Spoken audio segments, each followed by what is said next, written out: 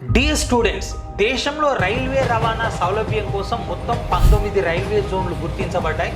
దీనిలో 18 రైల్వే జోన్లు సాధారణమైనవి కాగా ఒకటి కోల్కతా మెట్రో కూడా ఒక రైల్వే జోన్గా గుర్తించబడింది. సో ప్రతి ఒక్క రైల్వే జోన్ ప్రధాన కార్యాలయం మ్యాపింగ్తో సహా చూపించడం జరుగుతుంది.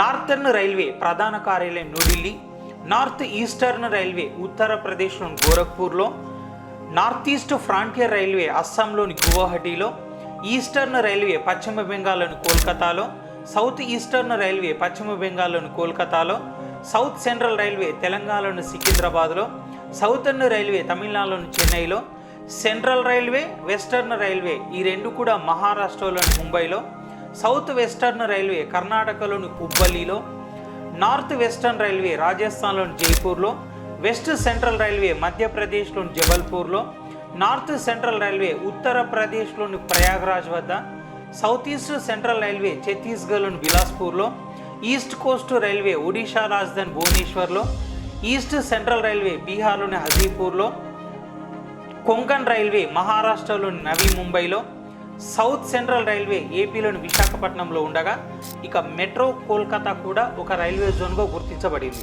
సో ఈ వీడియోని లైక్ చేయండి అండ్ షేర్ చేయండి.